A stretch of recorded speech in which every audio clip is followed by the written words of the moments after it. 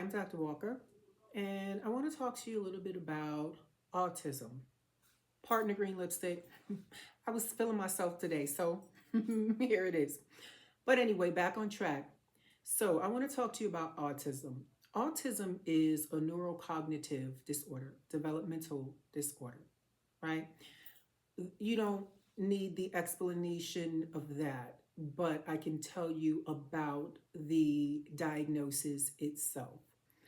So, autism is usually diagnosed in early childhood, right?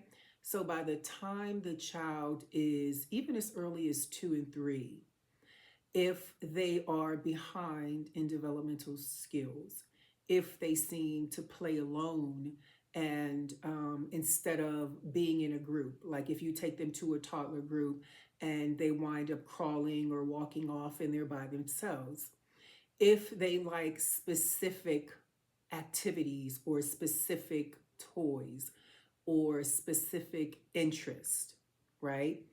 Or the opposite of that, if they have limited interest, right?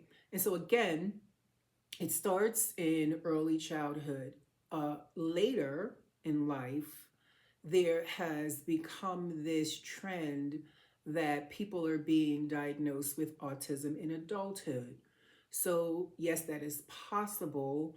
And what happens with that is they gather all of the records. And so they do a review of historical data.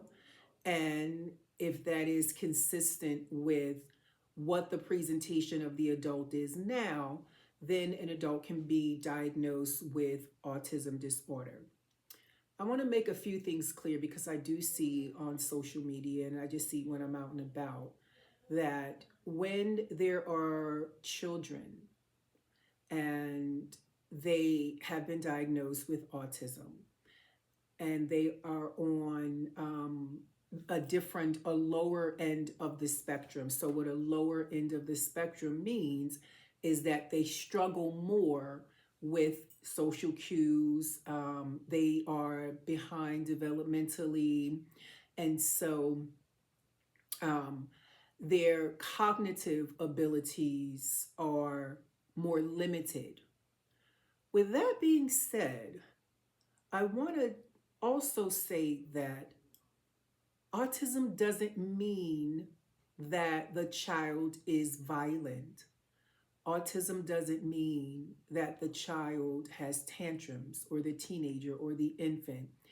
That is not, there is no statistical information to support that, right? There is no correlational data to support that.